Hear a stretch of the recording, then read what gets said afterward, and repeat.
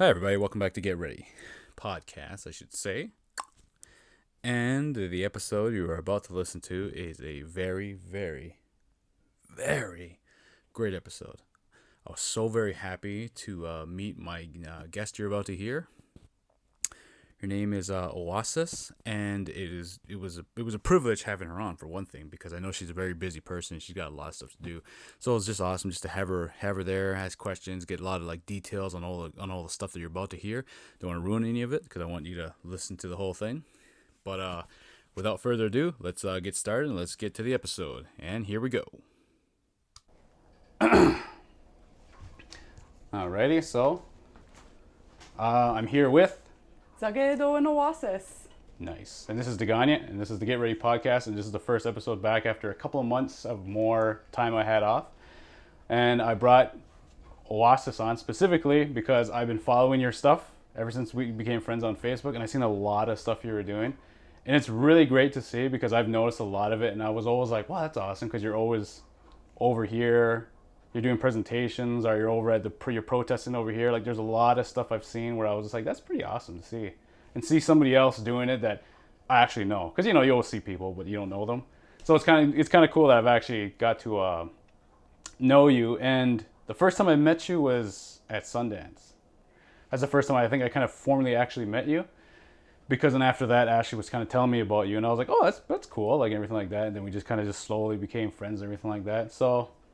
Miigwech. Thank you. Yeah, of course. What I really wanted to ask though was kind of how did it kind of start? Like, what was kind of like I don't want to say the breaking point, but like a point where you were kind of like, I kind of need to get into this more. I kind of need to help people more. Like, what was that kind of like for you? Yeah, I don't know if there was like one single breaking point. I think there's like a lot of little experiences that kind of add up to, feeling this need that things have to shift. But for me, I Don't Know More was really inspiring. And I think just seeing, how many people cared about the same things that I did and really enabled me to connect with people that I hadn't otherwise. So that was really exciting. Just like the 401, I like think of it like a pilgrimage, but we started at the Chippewa Community Center, the Sacred Fire there, and took the buses and everything from the band office and stopped the highway. Like, that was pure people power. And I remember carrying the friendship belt. They had a big banner that was the wampum belt, and Yep.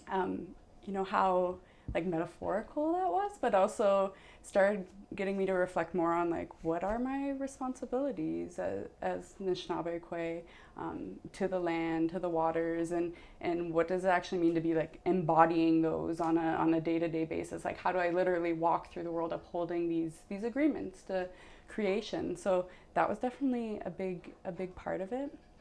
And also working at Adlosa was I learned a lot. I'm forever grateful to the family there, Ray and Dennis and Shanda, Darlene, Richie. They're really like mentors, and I really don't think you talked about Sundance. Like, I don't even know if my path would have got there had I not been able to like connect and learn from those people. Oh yeah, okay. Yeah, I know Darlene pretty well, and I actually look at her like a mentor as well, because when I went to college, I did this weird architect course, and I didn't know it was architect course, but I ended up taking it. And one of our assignments was we had to talk to a non-profit organization, and Adalos was the first one I thought of. And when I went there, we were supposed to ask like, how do they get funding, how do they survive, and I was asking all that.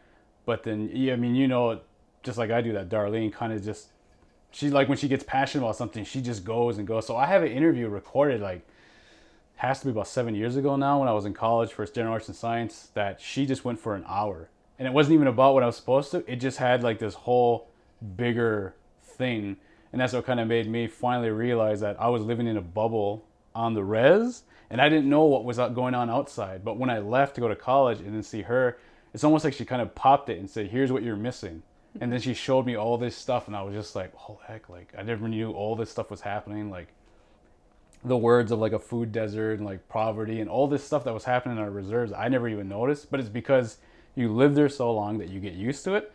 And that's just exactly how I was the entire time. Like I got used to living on the res, so rolling blackouts, boiling water advisories, that was normal for me. But going into town and when seeing people freak out about that, I was like, what's the big deal? Like just boil some water or just deal with the rolling blackouts. Like I just thought it was okay, but I didn't realize that's like how much we were living in such like a poverty area.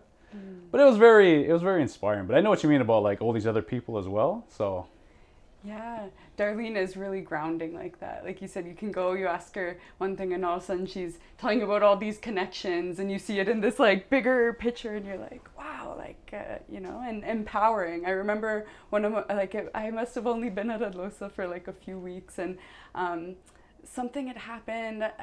They weren't happy with the funding or something at City Hall, and she was just like, well, let's like get everybody and we'll go down there. And that's what we did, you know.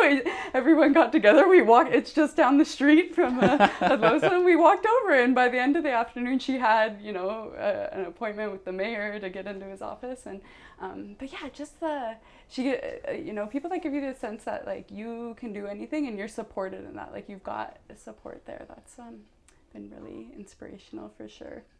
yeah, I mean that's awesome to always see. I seen before that besides like other stuff as well, I've noticed you've had a lot of to say about like pipelines.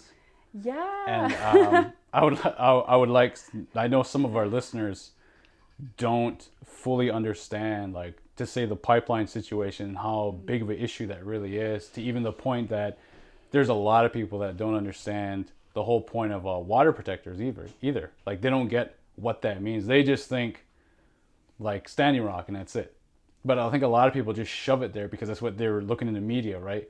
And we all know that media, they want us to see what they want us to see, sort of, instead of like what we should really see.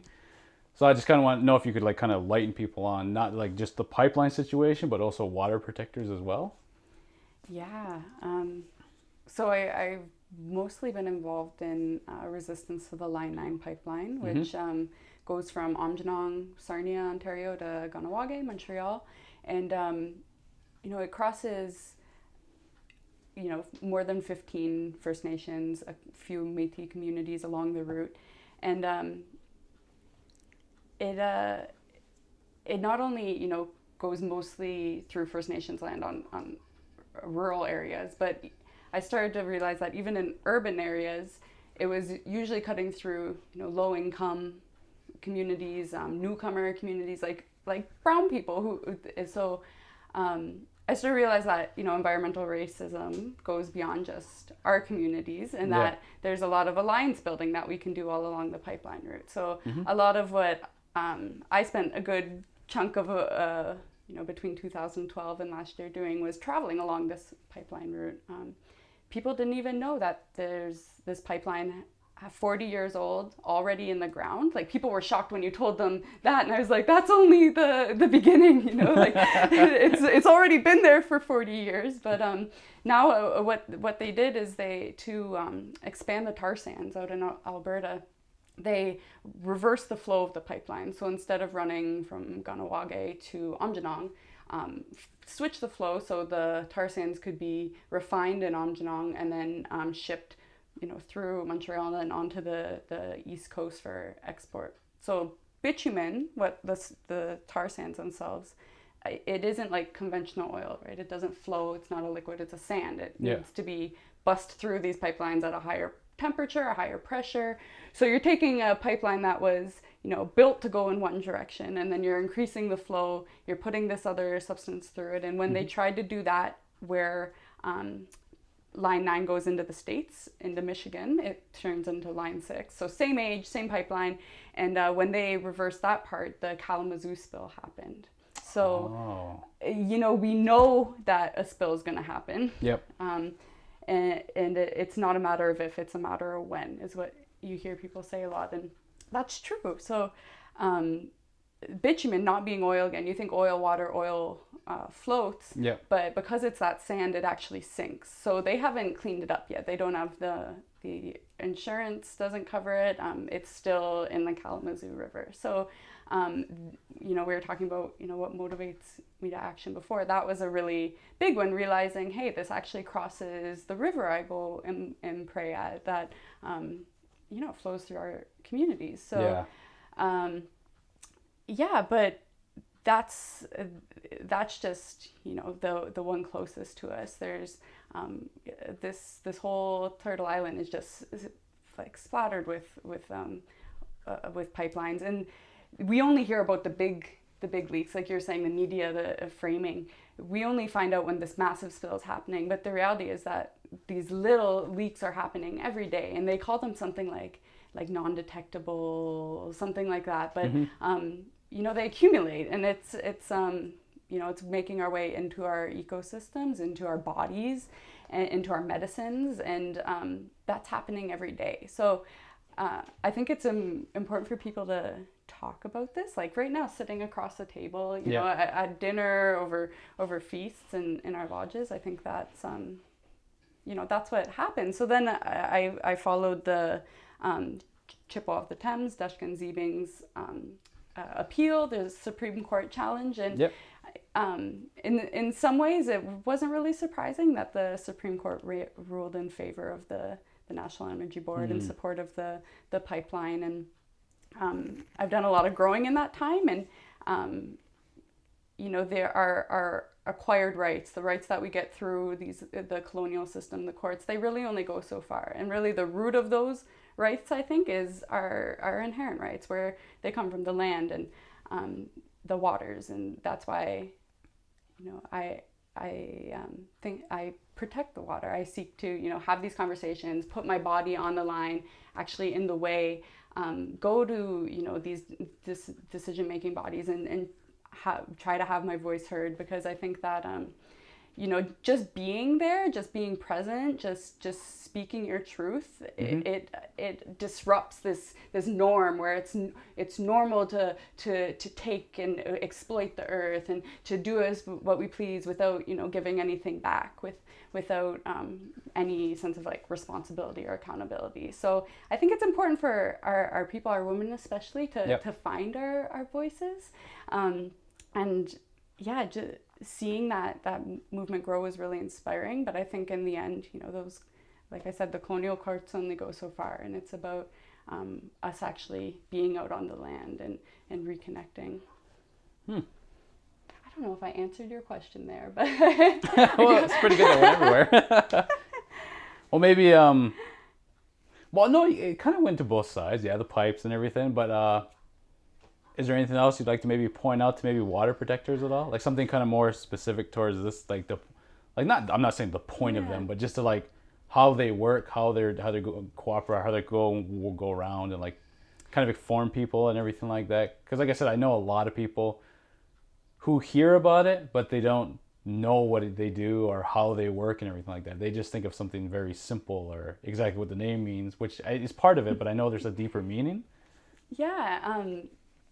So in Anishinaabe culture, we are water. Women specifically are water carriers. And how this responsibility is upheld, it looks really different for a lot of different people. So it can actually mean a role in ceremony. It can refer to our water walkers. Josephine Mandamin is the most notable grandmother who's a water walker. And so actually carrying and praying for the water, walking up and down rivers, around lakes, and all over the continent they've done this.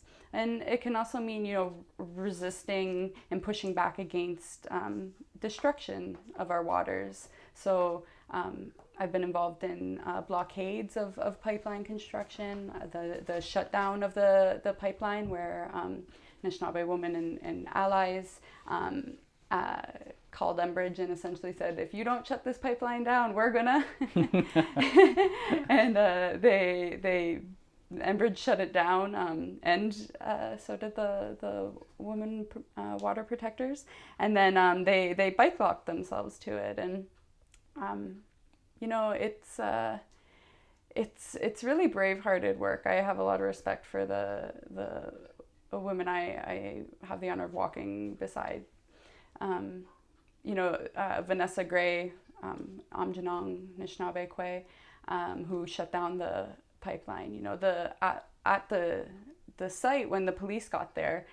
They had unlocked the two Jagunashi allies but had her still locked onto the pipe, and threatened her straight up. We could kill you, and they're not wrong, right? It's when you stand in between. Corporations and their profit, the Canadian government and their profit, the American government, like you're saying, Standing Rock, they can't kill you. They've killed Indigenous people before for much less, and it's hard. We have to be able to take care of each other. And it's like, I don't want to romanticize the work, right? It's all not just, like rah rah, Standing Rock, which is great, but there should be Standing Rocks across Turtle Island. That was really hard on the community in some ways, to have just such an influx of outsiders come in. And at the end of the day, those people all leave, and, the community is still there, right? Yeah. So I'd like to see more sustained efforts, and not just kind of these when there's like a flashpoint of an action going on, but more just like us thinking about how we're living and our everyday lives, as opposed to just going in when the news is there and then going home. Oh yeah, when the cameras turn off, you're gone too. Yeah, kind of a thing. Yeah, when the people. Yeah, and like just to make sure that. That communities have the capacity to do this. Because I know people were worried when the Line 9 issue was going to the Supreme Court, that if people took action, like, would there be another Standing Rock here? Would the military come in? Like, those are real concerns. And I think that, if we're able to show that, like, hey, like, we're able to organize enough so people don't have to get left with like legal fees, drowning in legal fees, or that if you have an influx of people come to your community, that we'll actually be able to like provide our own infrastructure, and you won't have people that are just showing up with nothing and end up being a burden more than anything, right? And yeah, but it's a process of growth, I think.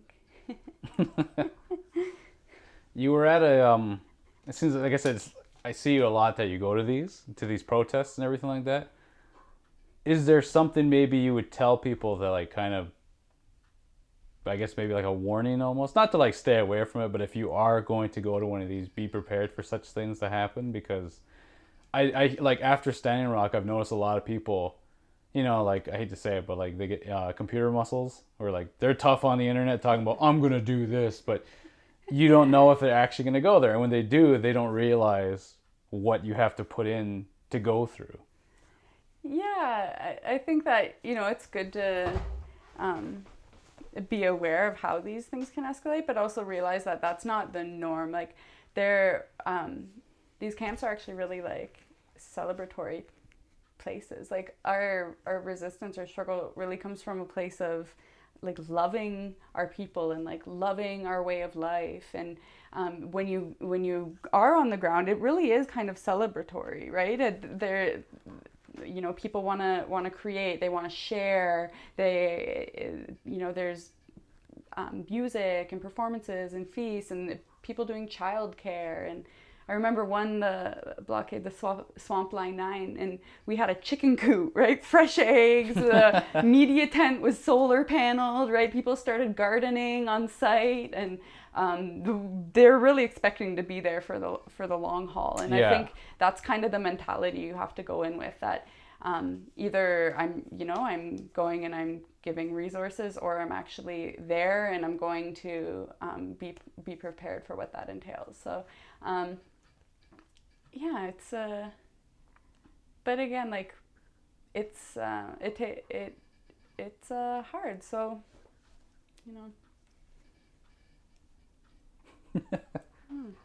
It's just something to kind of think about though for certain people. Yeah, because like I said, I'm not putting it in a different way. I'm just trying to say it's fully supported that more people should come out to help, because these are bigger issues that are happening that I think a lot of people still don't know about yet, but it's getting out more and more.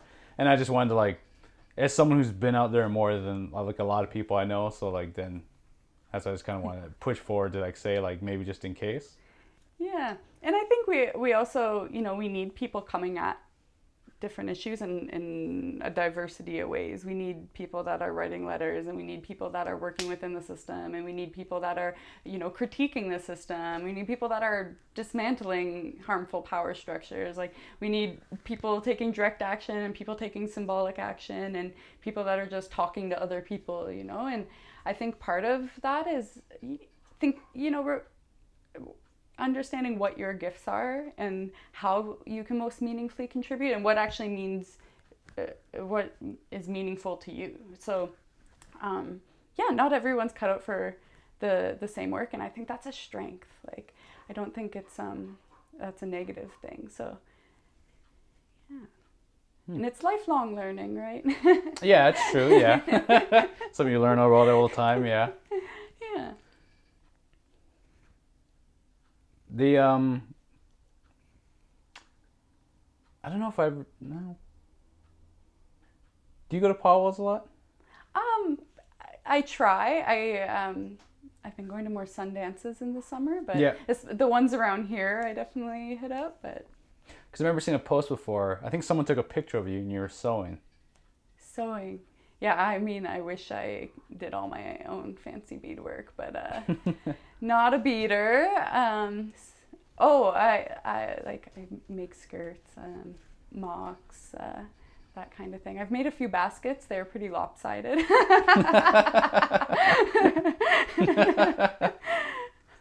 Well, it's better to try than that. Oh yeah, I love it. It's really almost meditative, right? To focus on creating something like that. I'm a spoken word artist. That really intersects with my activism a lot, actually. Whether it's performing at blockades or just as an outlet of when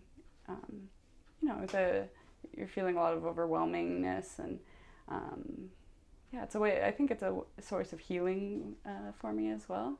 So those things definitely overlap. So like spoken word, like it's almost like you can use it as almost like a medicine, almost like okay. Yeah. So does that kind of coincide when you do what is it? Is it like London has a London Poetry slam. Poetry slam, that's what it is, yes. I haven't, I don't really compete in the poetry slams. I've been, I don't know what they call it, feature poet, but it's kind of like the intermission, halftime show. But there's something that like it sits a little uneasily with me about the poetry slams. Just to me, like, it's such a personal process, writing a poem and getting up there and then like speaking your truth, and to have like someone be like, I rate that a 7. I'm just like, I'm really not interested in your like numerical value for my work. I'm more interested in treating it like a medicine for me, and having a relationship with my work and the people that I'm sharing it with. So I haven't done too much of that, but I really like how I really got more involved with spoken word was like almost like I think of it like a rally rapping, like just at rallies, at protests, using it as a way to like get people excited, and just a way to see if ideas and things that I'm struggling with, figuring out how to navigate, kind of resonate with other people, to like open up more conversation, open up more possibilities. Like, I love when people come up to me and they're like, oh, this one part, it just like gave me goosebumps, and it's a way to kind of like awaken people's spirits in a little bit, I think, like think about things in a different way. Oh, okay then. Yeah, because I was just wondering about that, because I remember seeing something like that before. Because who was it? I interviewed her as well. I can't say her name, but it's Sam. Oh, White Eye. Yeah. I have a hard time with Lenape. Hui Shou Pikao. She'll probably listen to this and be like, oh, you butchered that. It's like, you guys don't get it. X's. Any language with an X in it, I just like have a hard time. I have a lot of, my cousin gave them to me. There's like a lot of papers, with the language on there, and I was trying to learn it too. And like, it's, Lenape? Yeah, and it's a lot. It's real strong. Like, it sounds very like, I guess very, like very like all that stuff has to come out so hard. And I was just like, wow, like, because I was heard, like, I don't know, someone can correct me if they hear this, but Oneida is kind of like a not harsh, but a strong language, kind of like German. So it's very, had to said very hard. That's why when we talk, it sounds like our octaves go lower. So when people are like Suguli, and they say stuff like that, so it's just like Suguli, Skanagoga, like it's like very low of an octave. And I find that so strange because like there's some languages you hear and they sound like they're at a normal octave, and then some people, when they say stuff, it'll go up and down, and you're just like, it's so strange because all of our languages are different. So I can imagine someone speaking Oneida all their life, then trying to learn Lenape or Ojibwe, and you're just like, I don't know anything about this. Like, it just sounds very like unique. Because I remember like, I can't remember if it's Lenape or it's Ojibwe, but I think one of the languages has like 3 different kinds of A's. There's like the line, there's like a little dot above it and everything like that. And I was like, I don't know. I always thought like Oneida was difficult because like a TSI is like a G sound. So you're just like, oh, see, I've been reading that wrong for like ever. To me, if I see TSI, I think ch. oh, yeah, okay, yeah. But yeah, there you go. That's what I was thinking. I was like, oh, it's so interesting though. Like, Yeah. And it's funny because I'll hear Lenape. Like, I've, with Sam, actually, been hanging out in Bucktown a little bit more. And yeah. I'll hear the Ojibwe in it sometimes. But then when I try to read it, it's nothing. Yeah, I can't even, go there. But hearing it sometimes, I'm like, oh, okay, I can tell that, it's similar enough to Anishinaabe-Mowin. But Oh, okay. So because you've seen it, so is there a lot of similarities, or? I'm not that familiar, but and I'm not fluent in Anishinaabe-Mowin either. But from what I've heard, I think they call Lenape like our elder brother language. So I think we Anishinaabe-Mowin came from Lenape. It's kind of our like the older language. Oh, okay, yeah. Yeah. You guys are just like, I don't want these X's though. Yeah, you don't want X's exit on the right. Move over aside. Just because like I was like, but yeah, because I was very. Well, I don't want to turn this into a Sam episode, but like I just mean like in her episode, I was actually quite surprised to hear so much, like of Lenape and all this stuff that was there, and I was just like, that's. Like, I think half the time in that episode, I wasn't barely talking because I was just like sitting there the whole time going, wow, I didn't know that. I didn't know that. I didn't know that. So I had to catch myself a couple of times to be like, oh, okay. Oh, anyways, and I had to talk about something else. I bring up another topic, but I was just like, oh, what the heck? So, like, that's pretty interesting to learn about that as well. Because even when I started dating Ashley, I went to powwows all my life, but my mom was a vendor. And I just would tail her just because I would always go with my mom anywhere. So I went to almost every powwow I can think of, and I would never watch the dancers. I'd never listen to the music. I would just sit with her and that'd be it. So like when I finally started dating Ashley, she started teaching me what the significance is of grass dancers, jingle dress, fancy shot, and I was like, I did not know any of this. Like, I've been going to powwows all these years. I never knew that any of that like had like a meaning. So I just thought they were just dancing. That's all. Like I just thought they would just. This is what they do, just dances and categories, but I didn't know there was like all these different meanings to all these dances and stuff. So that was pretty good too. It's like just, I guess I like to learn more about another culture as it is, because I was so into Oneida and I know a lot of it already. Even like listening to Onondaga stories or Mohawk or Seneca in the Haudenosaunee, I still like to absorb what they have, but I heard a lot of it. So like to hear like Lenape or Ojibwe, I would like to go out more. I never got to talk to any I think they're Haidas out in West Coast. Oh yeah. Like we never got to meet one to talk with them about their culture, but we went to a museum, and I know it wasn't just Haidas out that way, but they did have a nation where they had longhouses as well, and they looked similar. So I was like, well, that's interesting, like to know that they had their own, but then they have a very complex and unique language as well, because they had it all set up where you could see the alphabet, and they had like 4 A's and 3 E's and like stuff like that as well. And I was just like, like it just must be hard. It must be kind of hard a little bit just to get back into the groove with the language for certain people. Oh yeah, like I heard it growing up from my gram, but I was never encouraged to speak it, and I might have been like, given a quick flick if I did. It was very much like she didn't see a use for it at all, and she's actually like absolutely shocked that like the little I can speak now, and that I, there's courses you can take at the university, this kind of thing. Yeah. Yeah. So, lifelong language learning. You were talking about out west. I was thinking of something. Oh, there's some languages that have like sevens in them. Really? Like numbers. I'm like, I don't even know what a seven sounds like. Talking about like, yeah, cultural diversity. But it's really exciting what's happening in Big Town, I think. Or Big Town. Bucktown. Big house. Yeah. But yeah, like I never knew, I had heard my brother played lacrosse for Six Nations for a bit. So even though I hadn't been to Longhouse, I knew, about it. And, but I never really heard about anything like that for the Lenape people, like traditional governance structure.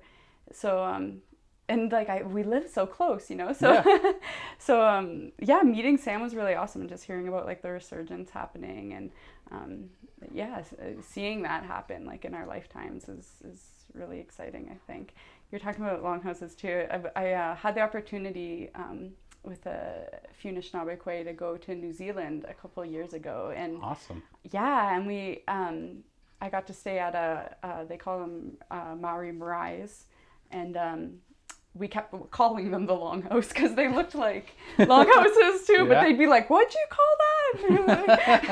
And like, the longhouse, like the marae.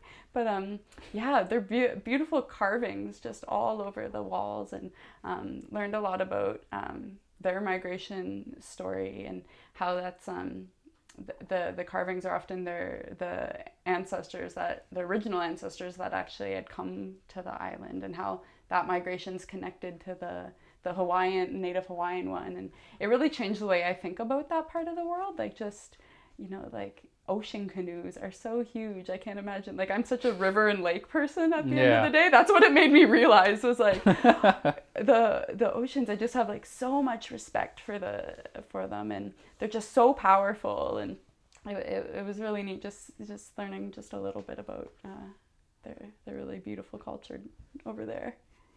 Yeah, that's someplace I'd like to actually see sometimes, New Zealand, because it just looks awesome out there. Like everything just about it. I couldn't imagine living there because it just looks too awesome. I mean, after I went to was BC, I was like, that'd be awesome to live here. And then you think about further out more, and you're like, oh, it'd be awesome about there. Yeah, I think I'll always come back to the Great Lakes, though. There's something about it, right? It's like or maybe it's that classic, you never go too far from home. I know, I mean, I always heard the saying, home is where the heart is, so basically wherever you're going, but yeah. I think there's something about, closer to where actually you want to be, I guess, and where you want to live. And like it was so different in Aotearoa, the native name for New Zealand. The water spins the opposite way, like down the drain. The stars are all different. It's just it's really obvious that there's just a whole other, creation story and way of living. Like it gets colder in the south and warmer in the north. Like it just feels so like backwards, right? Yeah. That sounds like a very unique, I think, like places out there. So, I mean, it'd be nice too. Like I've always heard about, what do they call them? Well, maybe I don't want to say the wrong term, but like in Australia, they have indigenous people there as well. And I don't know, like, it'd be nice to go out there, sort of. But then I always see like people always put up maps, and they always show like 7, maybe is it 10 different parts, but each part there's a scorpion or a spider, and they're not just scary looking, but they're like the most venomous things, and you're like, why would I want to go there? I think that about Australia too. When you said it, I was like, they have like all the most poisonous things. Whenever someone I know is gone, I'm like, don't touch anything. Like, just like be wary about everything. Because I know some people, like, you see them. I saw a video of a woman take a frame of a picture, and there's a spider like bigger than my hand, and she like just grabs it real gracefully and throws it outside. And I'm like, no, I would have like burned the house down. Like, I couldn't handle that. It's like they're just two giants. And like I heard a study in Australia that's saying there's like 90% of all car crashes are caused by spiders in Australia. because they're hiding out somewhere, and when you start driving, they either land on you or they land come in your face. And he said people just flip out and crash. Oh my God. So I was like, yeah, it'd probably be me, just right away. That was the other thing weird about New Zealand, driving on the other side of the road. Oh, yeah, and they that's just right. let you. I picked up a rental car, they're like, here's the keys.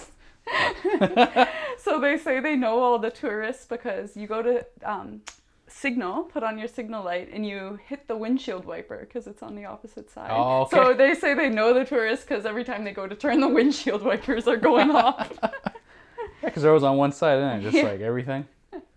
Yeah, and so many times, like, we'd go to get in the car and, like, I'd be driving, but I'd just get into the passenger seat because it's on the opposite side. But, yeah.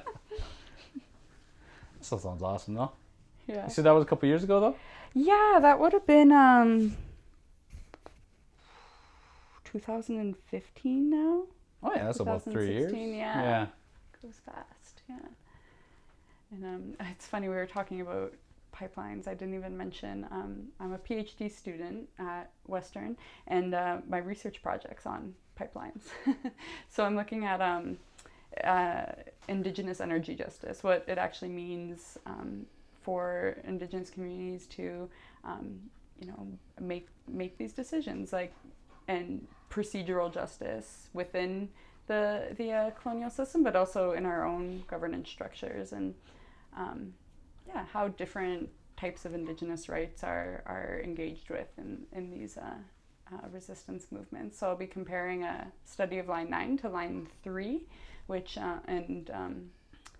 goes through like White Earth, Red Lake, like those communities in Minnesota. Mm-hmm. So kind of looking at the similarities and differences between those cases, what's working, what's not, and try to come up with some sort of strategy about how we can implement Indigenous rights and when it's strategic to do what, and that kind of thing. So that's what I'm really immersed in thinking about now. And, yeah. I love how that didn't cross my mind when you first brought up pipelines.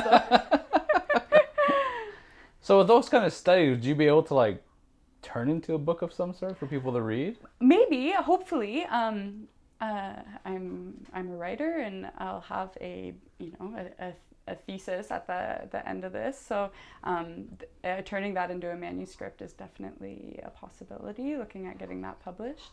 That seems so far away right now, but yeah, definitely.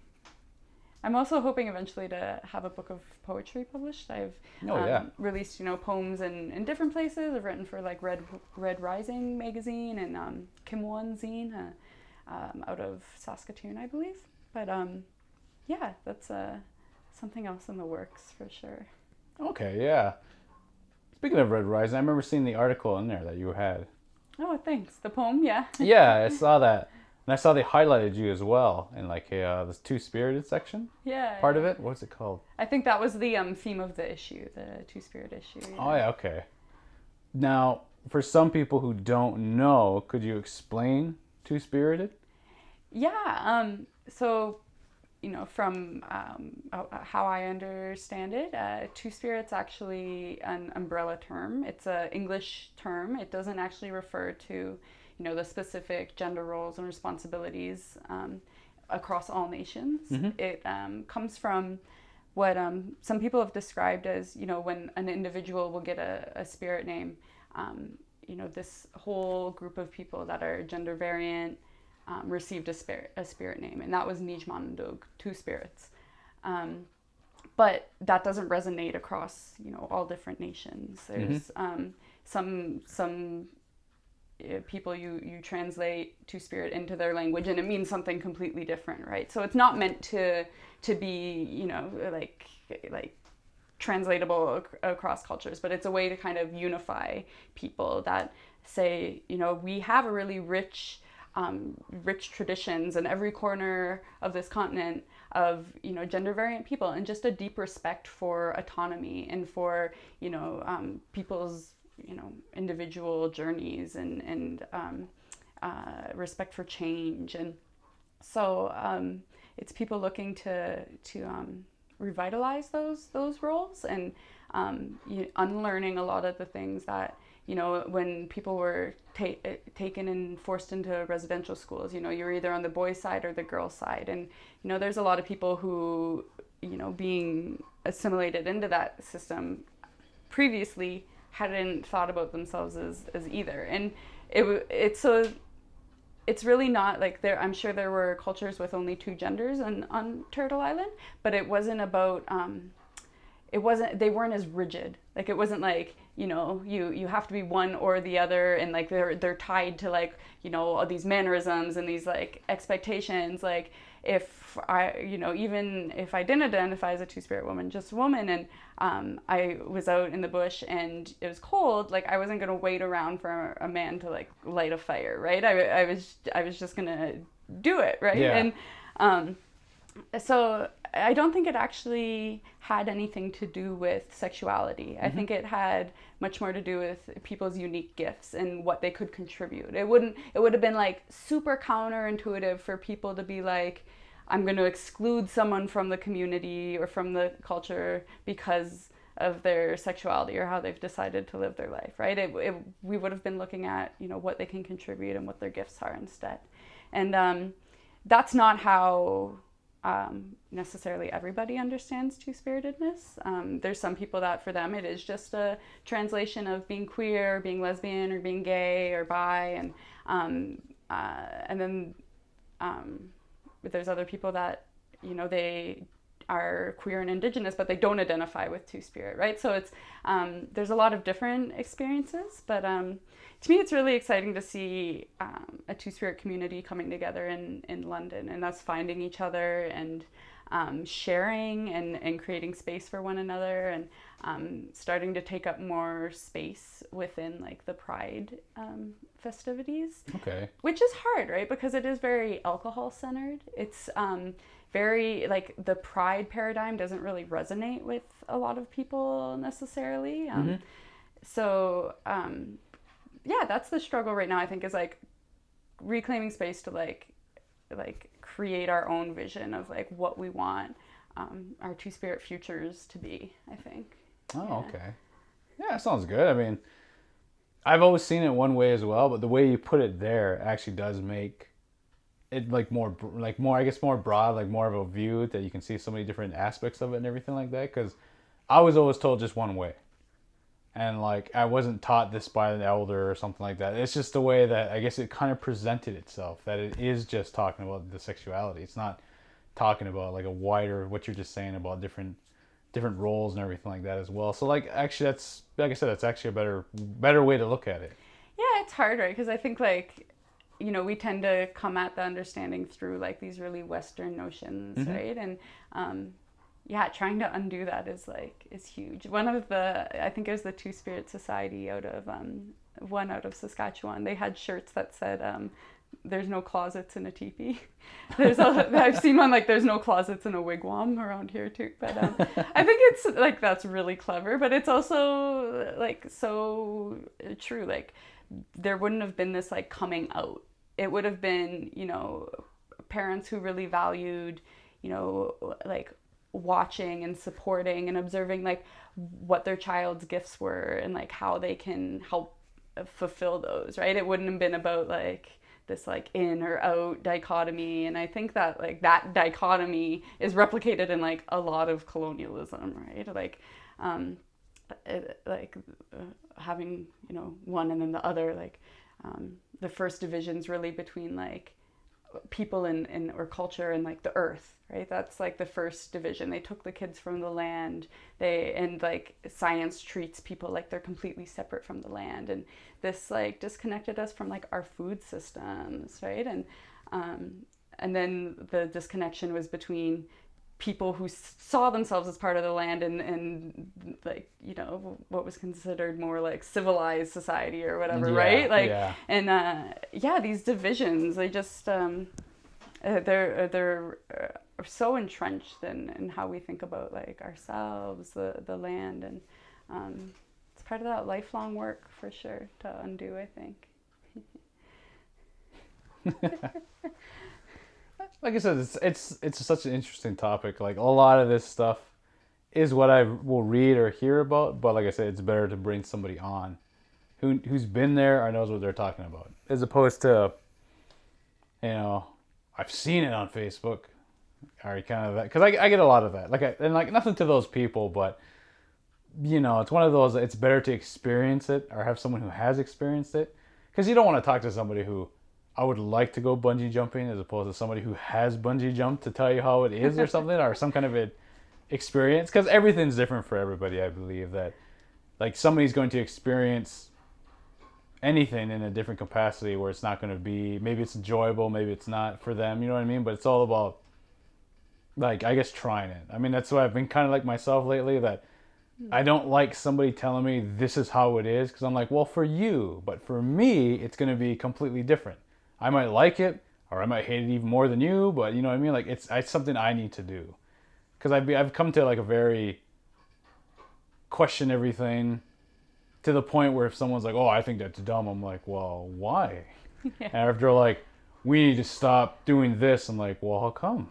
And it's not because I'm trying to be annoying or something. It's just because I'm seriously thinking what is the drive to that? Because I don't like to play armchair psychologist, but I do read a lot of psychology books, and I love to try and understand why somebody thinks a certain way or why somebody would want to do this. And I mean, it started, I don't want to get creepy, but it started with serial killers and stuff. It was very intriguing, but now it's moved on to other things, so nobody has to worry.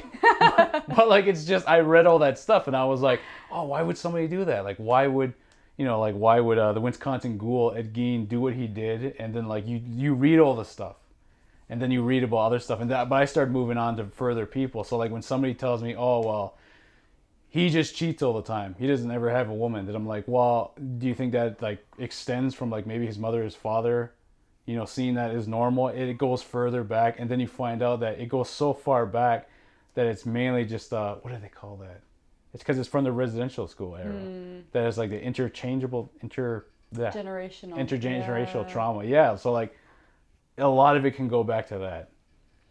But like I said, it's just something I just really look at. So that's why it's just something so interesting to have somebody like you come on and explain all this stuff, as opposed to me just guessing, oh, well, that must be hard. Oh, that must be tough. You know what I mean? It's better to have somebody to actually hear from, because they were there at certain times and everything like that. Through the pipelines, through the protests. Oh, thank you. You glad. Yeah. I really admire what you're doing too. I'm really interested in indigenous food systems and food sovereignty, and I think that people are really disconnected from our food sources. For a while, I was working with the children's program at Adlosa, and some of those kids, I'd ask them, where do you get apples from? And they'd be like, the grocery store. And I'm like, oh, we've got to go to an apple orchard. Or hadn't cleaned up a fish before, or, all these things that I took really for granted in my childhood. So, but beyond that, we're so hurried, society moves at such a fast pace, and we feel like we need to fill up all our time, and we don't even have time to cook. And I think actually preparing food and feeling connected to that process is really, really important. And so yeah, I'm enjoying seeing your posts and the evolution of what you're doing. So yeah, don't go, because the way I looked at it was, it's great, we're learning songs, we're learning the language, we're going back to culture, but we're missing the food. And I think a lot of nations are doing that. They're all missing the connection with food.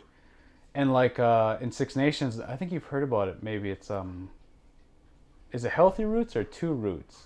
There's a program they have where it's everything that grew in our area, here's what we used to eat.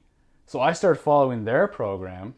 That's awesome. And I started looking at it, because if you go, you can actually find I'm pretty sure you can find their recipes online, and they'll show you. And what my mom told me is apparently there's a lot of people that actually lost weight going on it.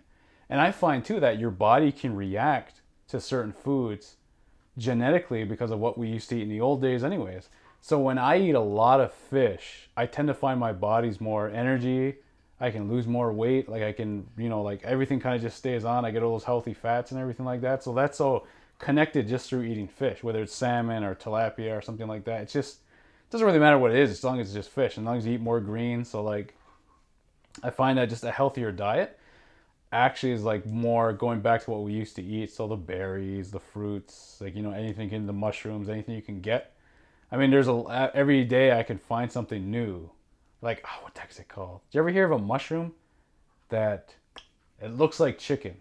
Like, it literally looks like chicken. It actually grows in Canada because there's a Toronto chef. He actually goes for walks every day in Toronto. And in the park in Toronto, he found one. And he was like, oh man, I'm going to wait for that to grow. And he was hoping nobody was going to find it. And he let it grow. And he let it grow to enough where he cut it. And he just ate it right there. So it just tastes like chicken. So then I was like, wow. Cool. No, I haven't.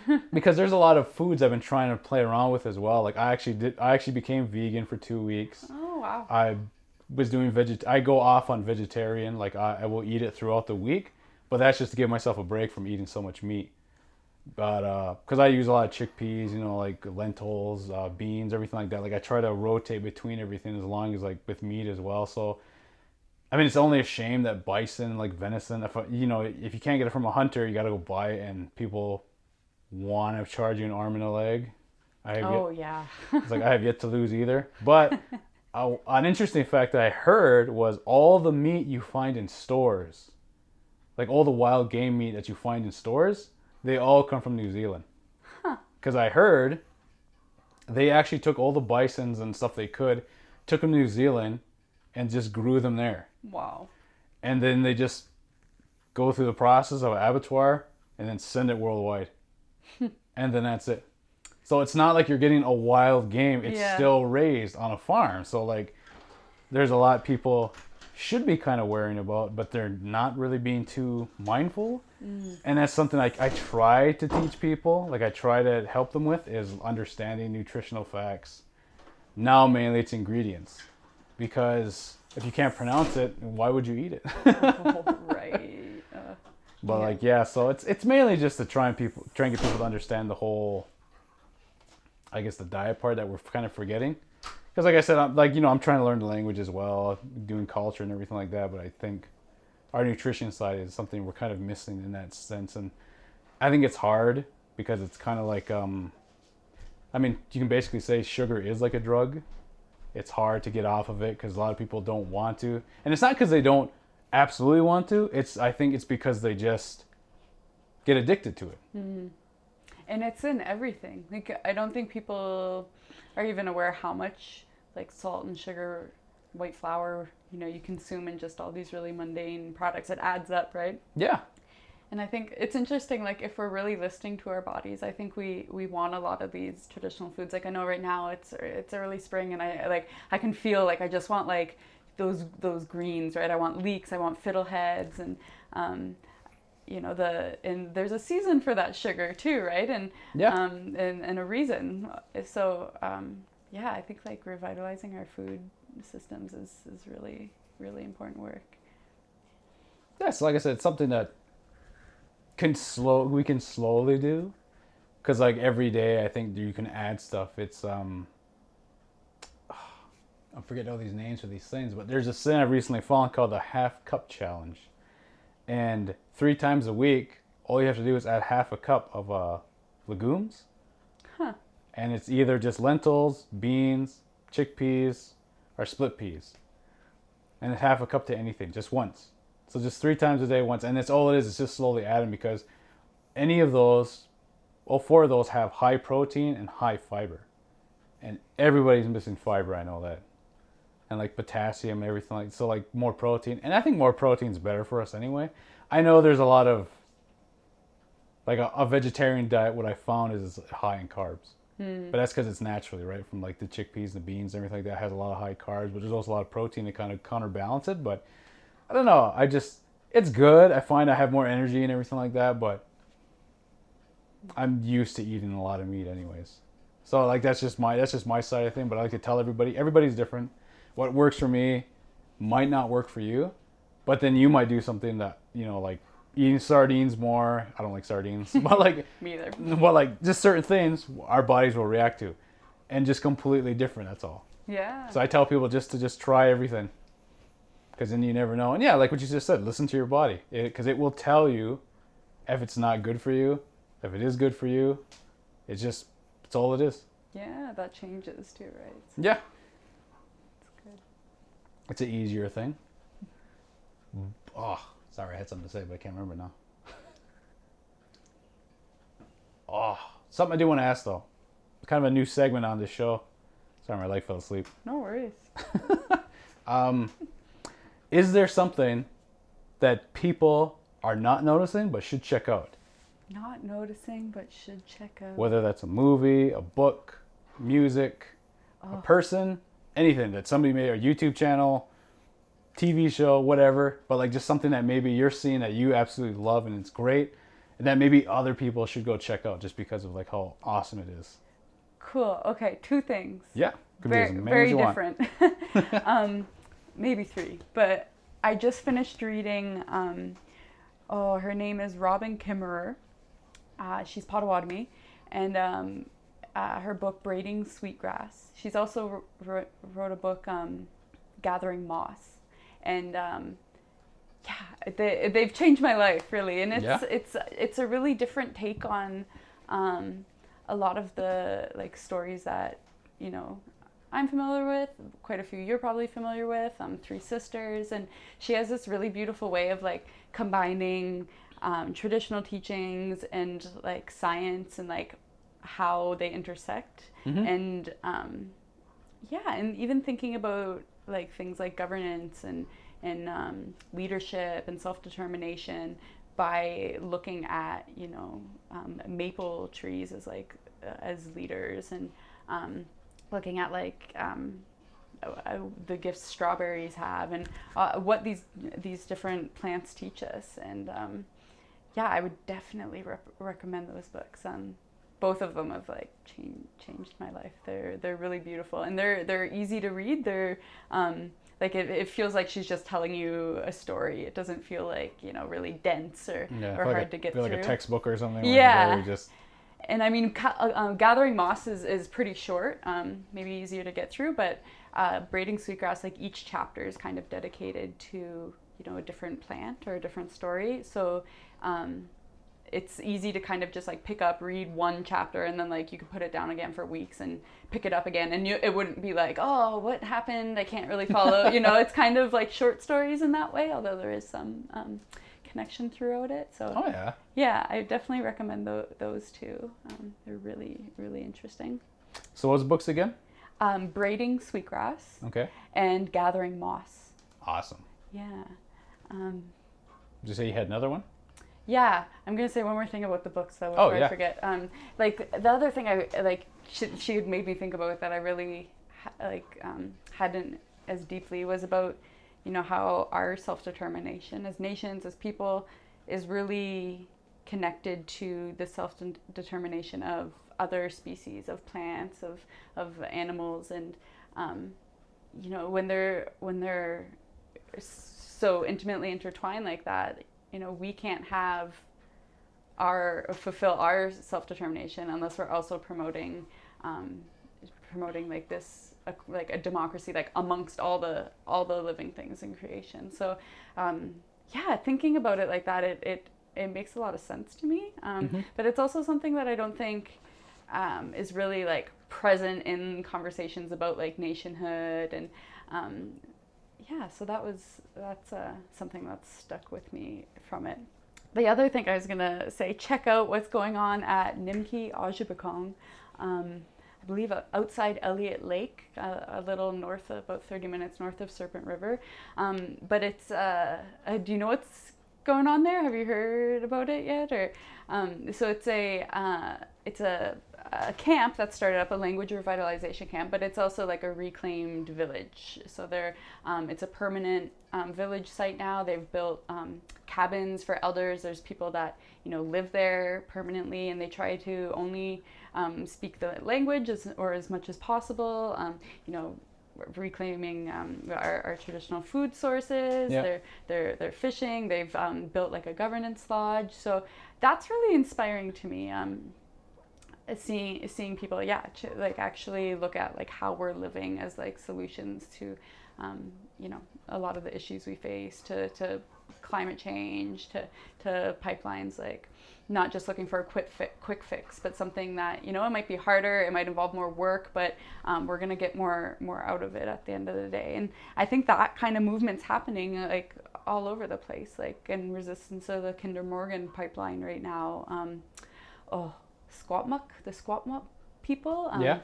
They've done the same thing. Where the pipeline was supposed to cross their territory, they've built a village of tiny houses, and it's awesome. Like it's helping meet the language or the housing need of the community, right? Like people that would otherwise, you know, be homeless or overcrowded. They now have their own little tiny home, and yeah, same thing. The language revitalization, and it's like the same like type of strategy, like putting your body on the line, but it's doing it in a way that like we can take care of one another, like I was saying, and that you know, we're raising the next generation of leaders, of elders, and having people that are going to grow up on the land like that, and in communities that are outside the Indian Act, that are, you know, under traditional governance. Like these are things that I actually would have never even like guessed could be happening in my lifetime, right? So Yeah.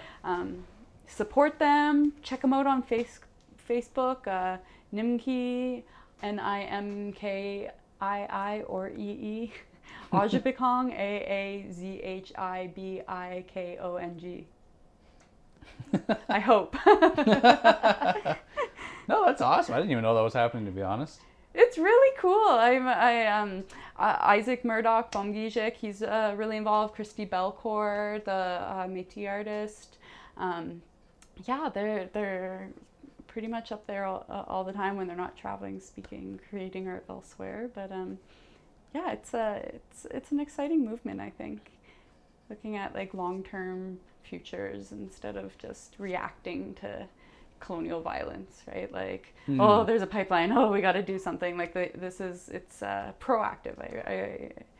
I think it's we need more of these things. Kind of like pop them up everywhere. Yeah. Right? I take back all this. I've my Sundance sister, Shauna Niju Migizakwe, she told me, don't say crown land, say brown land. So this is what I've been trying to do. But you know, I think we should be having these camps all over, reclaiming our lands. And you know, it's nothing's ever been ceded from colonial governments without a struggle, right? Like we can have our hands open, we can ask nicely, we can talk in a language they understand, and they're still not going to give it to us without us actually pushing it back. So I think that was something that was really inspiring with the Maori people too. Is I was sitting with this auntie the one day, and she was saying she could remember. So they have, within the last 50 years, they almost all of the young ones speak their language, and they now have from, you know, preschool up to college level immersion schools in the language, and they're working on planning university. But they're saying, you know, they started with preschool and then kept building up from there. And she this auntie, she remembered actually handwriting children's stories in the language so that they'd have copies for all the kids at the preschool, right?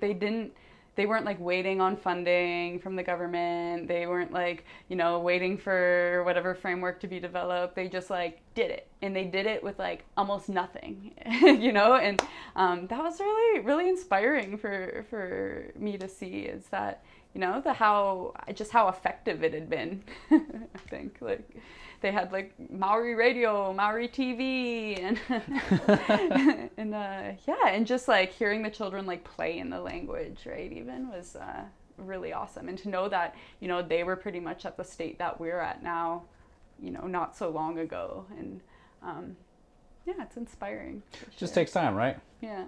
Yeah, like as long as we keep going forward, because like I know there's a lot of I've seen a lot of activity now with a lot of younger the youth now in Oneida, even that they're starting to learn more social songs, and they're getting the kids to do the social songs. Like they're teaching, like even today there was a big camp in the community center, and I want to say there's about 40 kids that was there, and that's all they were doing is they were learning songs, language. They were all there just to kind of get them there all together, and they were teaching them. They went to the Longhouse because the sing happens every year, right? So like they got them to do the songs and stuff. So like there's a lot of stuff they're doing, and I think it always does start with the youth.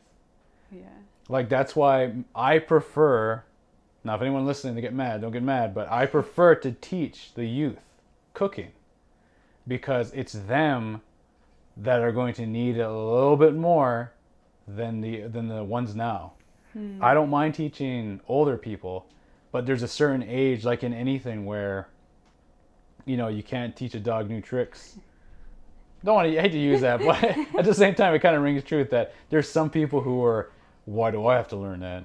I don't remember doing it that way. And it's like, well, I'm just teaching you the common method of what everybody should know. And that's what I always try to do with our people is I would like to do more cooking classes where I can go more places because like there's a lot of people who don't know how to cook. And like something as simple as an egg, like cooking a fried egg, that takes me like no less than like 5 minutes, not even less than that. And I don't burn it. If I want a runny yolk, I can make that, all that stuff. And it's simple, right? But some people look at it like it's a death sentence, like, oh, it's not gonna work. And as soon as they start not believing it's not gonna work, then it won't work. That's what I always find with anybody who's cooking when they tell themselves, I'm not good at this, I'm not good. Then it fails because like they've already failed, right? They're telling themselves, I failed already, so let's stop. But it's about just progressing forward. Because like even when I was in college, there's a lot of times I did screw up, but it's normal, right? Failure. Oh, yeah. It comes with anything, and it's one of Gotta make mistakes. Yeah, it's one of the best learning lessons is Yeah. when you fail, because then you can learn from it.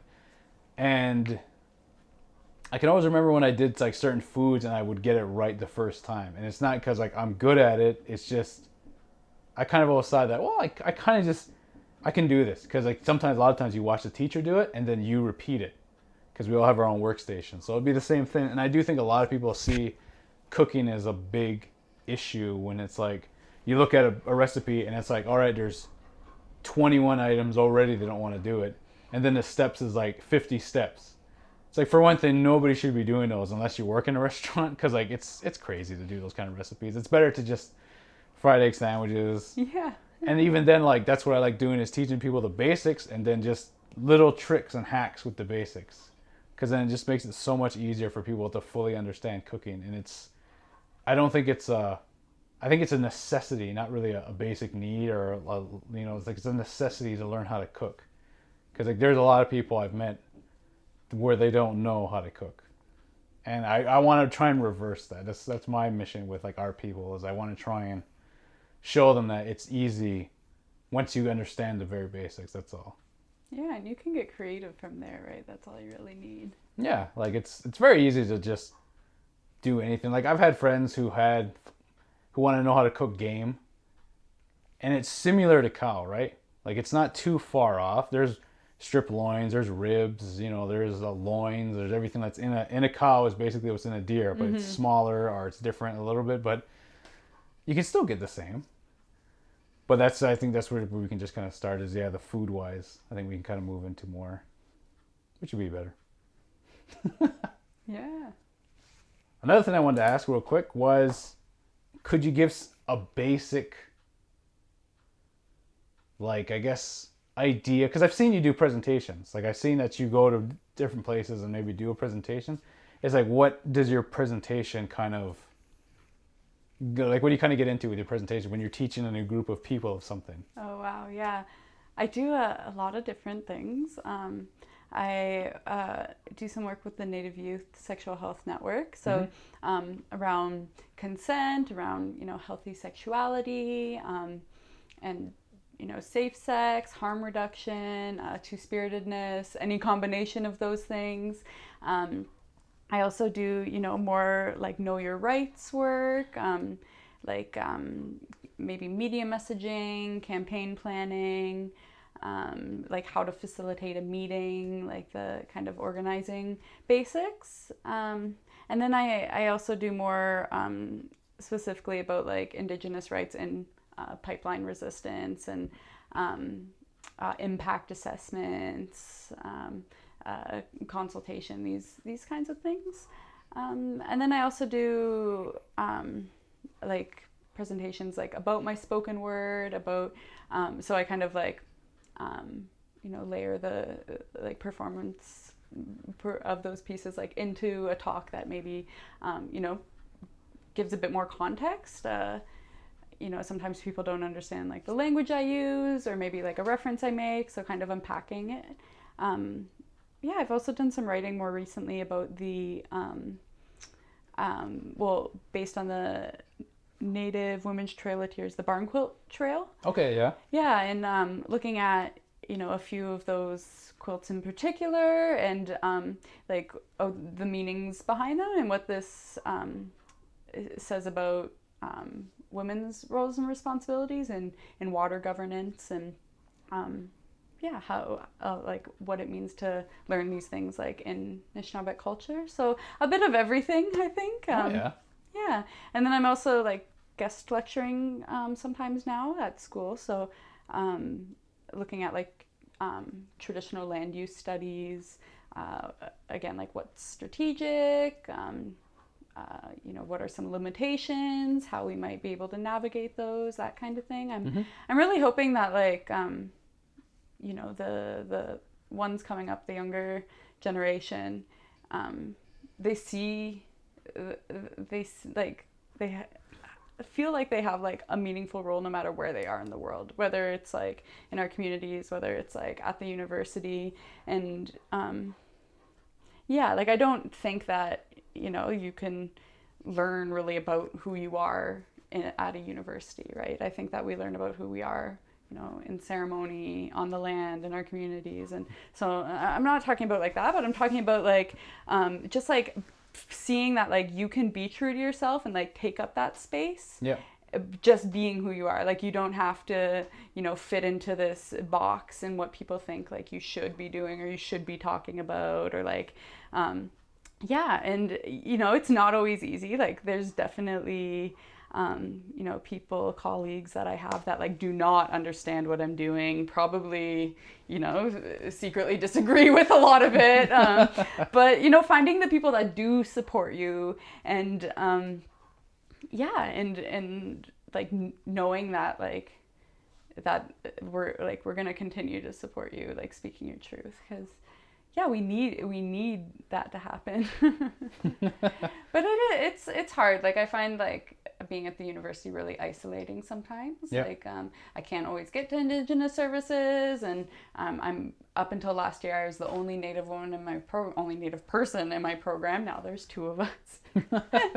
But so I think like building those support networks is like invaluable. It's really important. I forget what you even asked now. I'm just like ranting. No.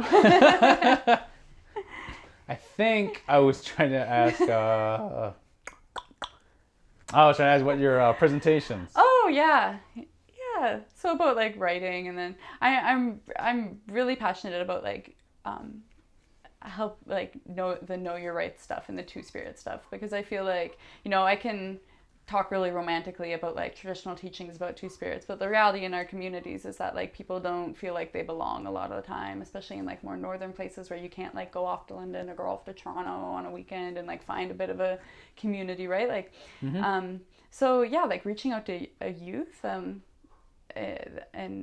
talking about two-spiritedness specifically, but also like know your rights stuff, and then like helping people, individuals, communities like envision like, okay, what is it we want and how can we get there? I think that's like what I'm most passionate about. I never want to go in somewhere and say like, this is what I think you should do. That's not the type of like geographer that I am.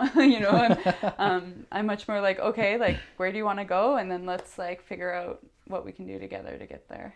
Oh, okay. Yeah, so that was like the whole, kind of what your whole do all the time? Yeah, I think so. Oh, okay. So do you work at the university, or are you more of like... Yeah, I am. So I have a teaching assistantship. So and throughout the fall and the winter term, I'm teaching. I teach a energy and power and a like introduction to like development course. So But and then in the summers I do like my own research work. So looking at line 9 or looking at line 3. Right now I'm just doing a whole bunch of reading for the comprehensive exams at the end of summer. So that's pretty much all I'm doing this summer. Oh, nice. Yeah, but I also do like my own consulting work. So just whether it's through the Native Youth Sexual Health Network or just a community or a group is connected with me, and it can be like anything, like you said, like speaking or more like needs assessment or planning or writing or a combination of those things. That's awesome though. Yeah. I like it. I really do. Like, you don't get into this type of work thinking like, oh, I'm going to make so much money, right? But I'm really passionate about what I do. I wake up every morning and like, I feel like I have purpose, and I and I want to be doing the work. And I think that's like, I wouldn't be able to do it otherwise, I don't think. Yeah, if there wasn't like some kind of passionate part about it that you want to go out and do this all the time. Yeah. Like I have a list of 100 things I need to read this summer, right? You can't. It's hard to kind of put yourself under that much stress without actually believing what you're doing, right?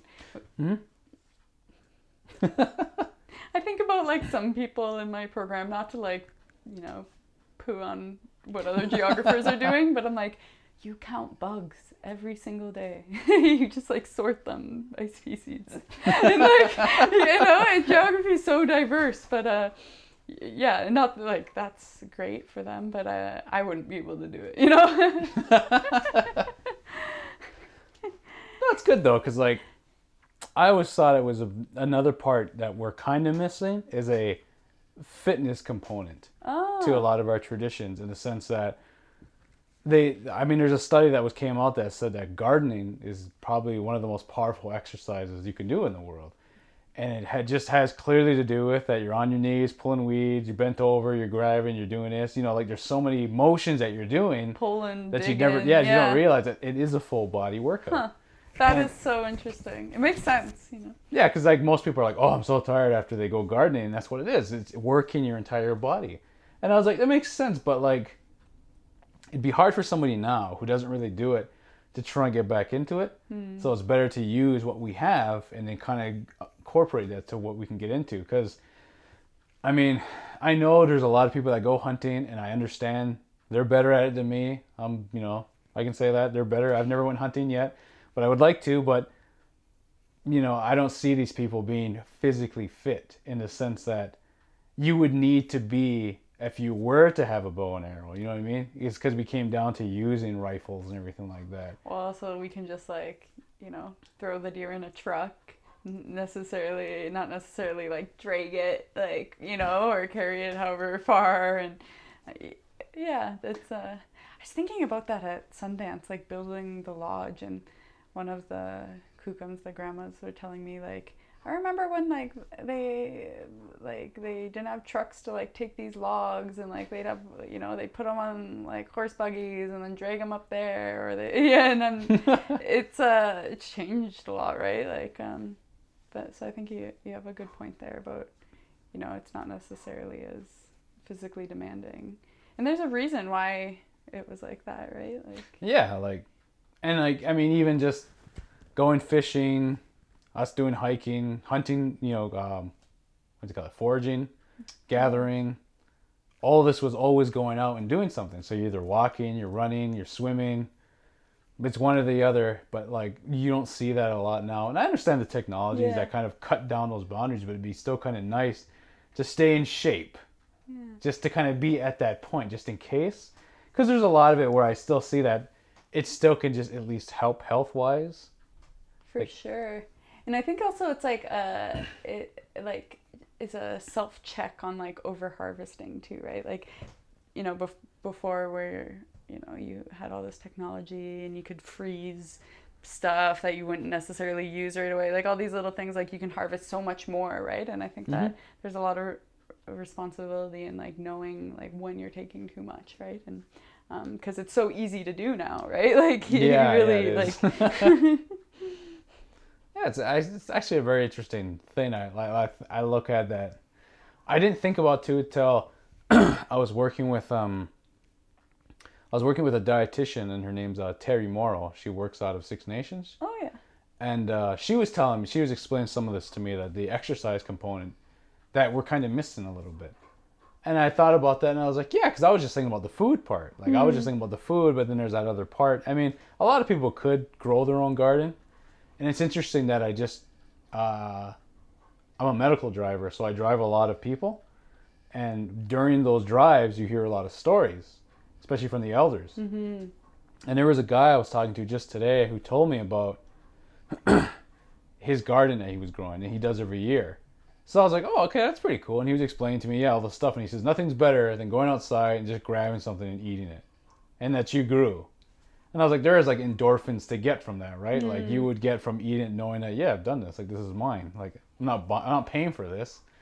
So And you're just, yeah, not paying for it, knowing like where it came from, right? Like you're saying, like if you buy deer at a store, it's coming from New Zealand, right? Like yeah. how far it had to travel, and yeah, and having like a relationship with that plant, I think too goes a long way. Like, yeah, that we really don't get from like going and like paying for strawberries that are like massive when they're really supposed to be, you know, the size of my thumbnail. And like, Yeah, they're supposed to be so tiny, but they yeah. just, and there's like so many things I think that we kind of get a little disconnected from, because I remember planting a garden with my dad, and during that time, it was me and my other brother, Sanao, and we were after we'd done planting everything, all that stuff, we'd actually sing Aduma songs, the songs I originally sang to kind of sing to the creator.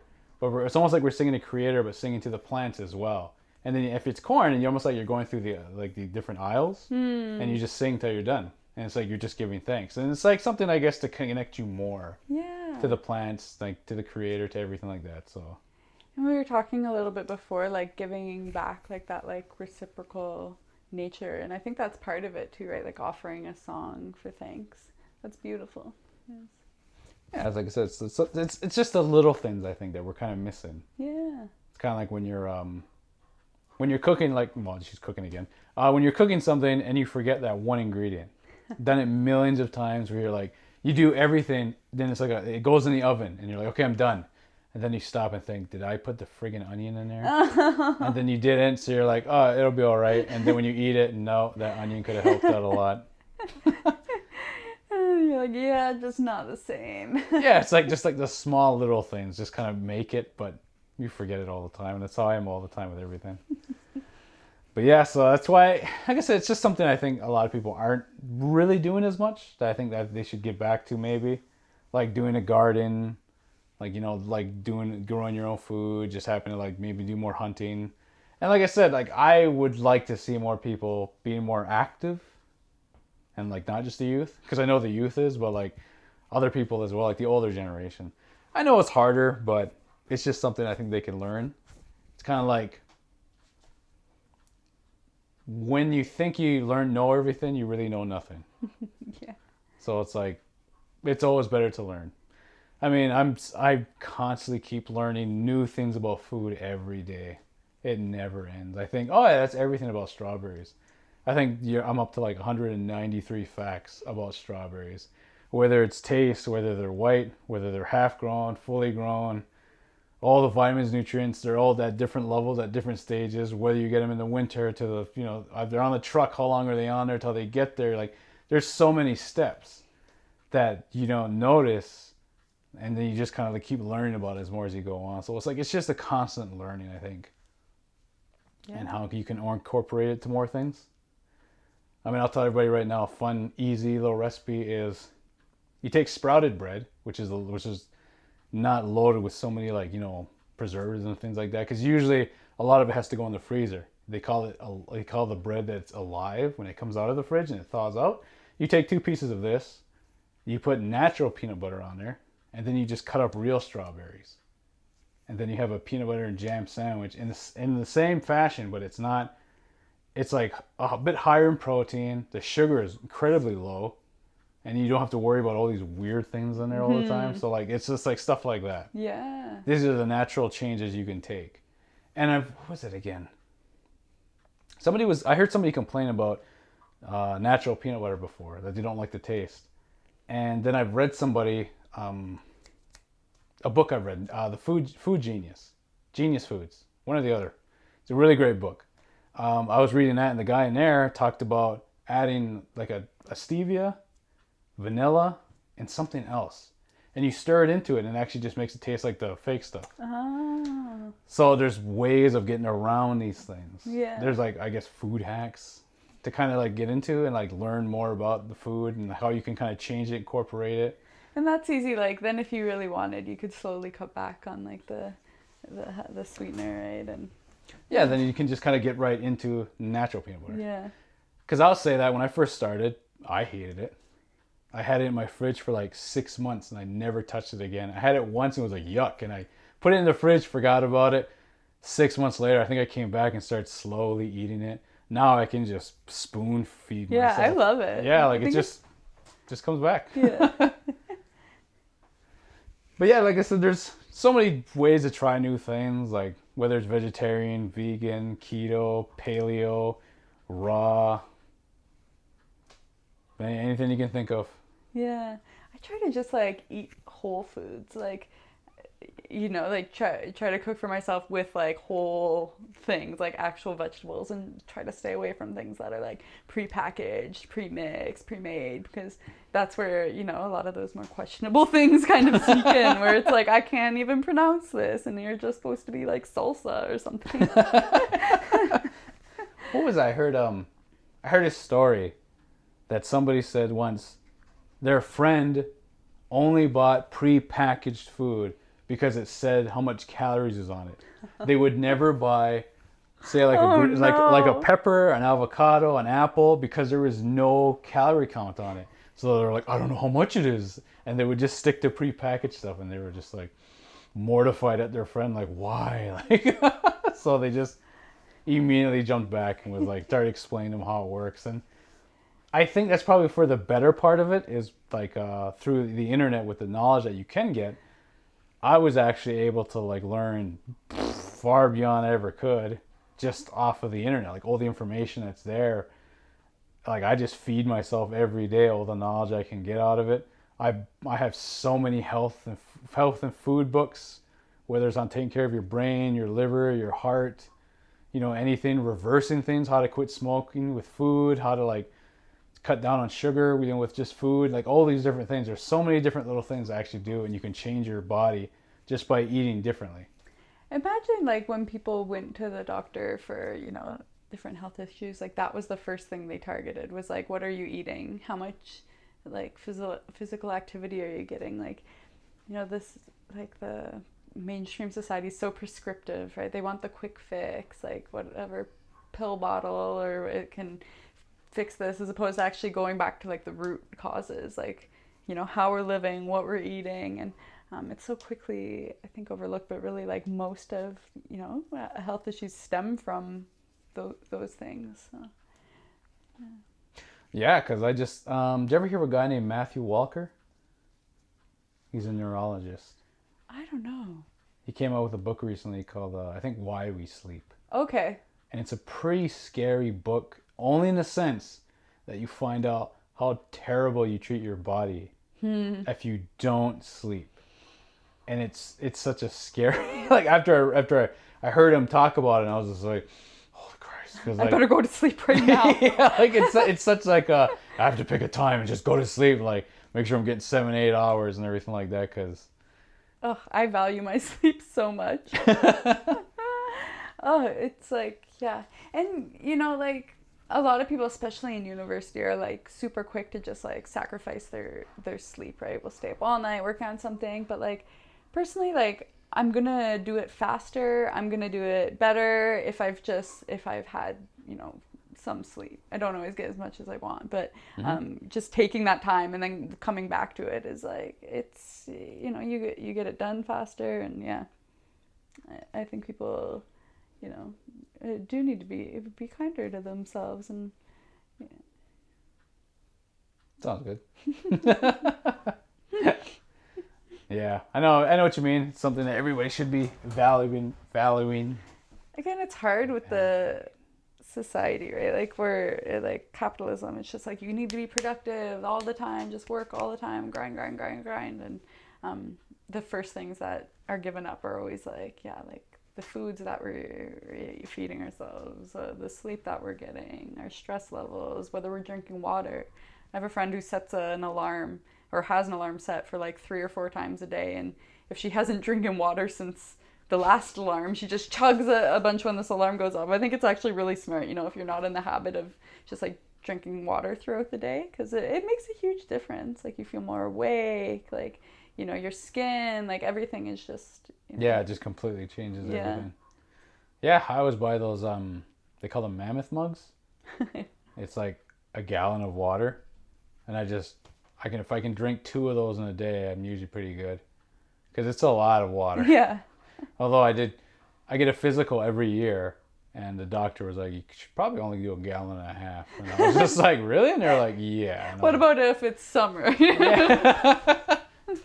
I think they only told me the only time it's good is, if I'm working out a lot. Then they said, okay, go crazy. They said many other times, they said, if you're just relaxing all day, they said, you don't need to like kill yourself with water. And I was like, oh, okay. Just quite strange, but whatever, doctor.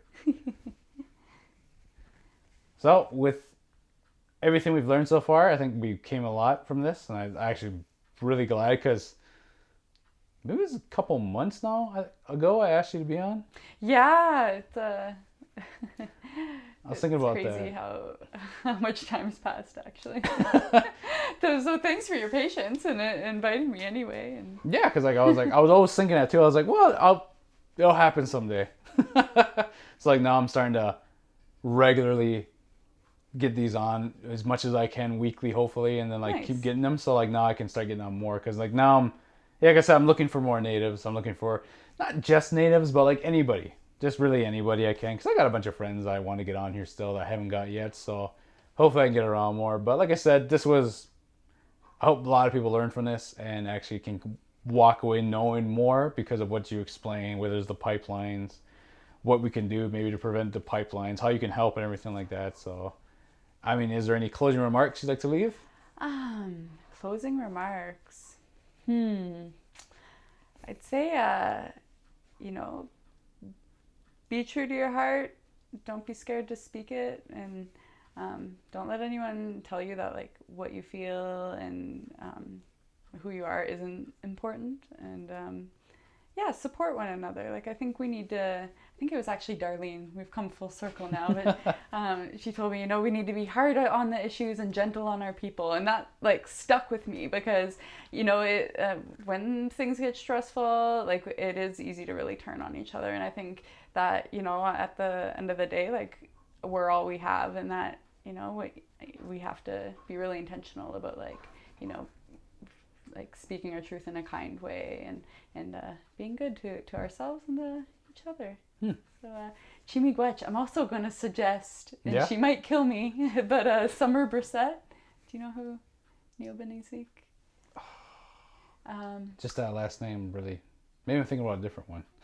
Yeah, that's possible. But she just got a job at I think it's also through Adlosa, but at Museum London. Yep. And is working on an Indigenous program installation, and it might be cool to like hear about her work there. But she also has like a lot of stories about her own work and leadership and that kind of thing. So. Oh, that'd be awesome. My suggestion. Awesome. All right. So, I hope everyone enjoyed the episode, and I want to thank you once again for coming on. Miigwech. Thank you, Yanko, for your good work. Yeah. Alrighty. And this is Degania and awāsis. And we'll see everybody next time. What an episode, right? So much information. Such a great time hanging out with her. What else can I say? It was a privilege having her here. Like I said, I can't say enough good things about her. It was fantastic.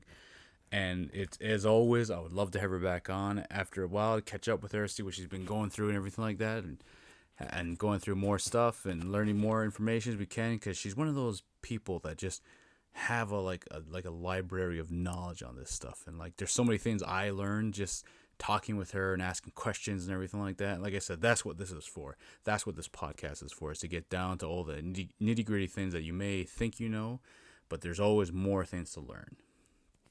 So, like I said, once again, I'm glad that you came aboard and you learned more new stuff and you came around. I hope this isn't your first time, but if it is your first time listening to the podcast, and I want you to go back to a couple episodes before and listen to all those ones and catch up on the new ones, because we're starting all new again, and we're gonna start putting these on regularly. There we go. That sounds better. Okay, so that one sounds a little bit normal. So anyways, I hope you enjoyed the podcast, and I hope everyone's having a good time out there. And like I said, once again, if you want to be part of the podcast and you want to be on, give me an email.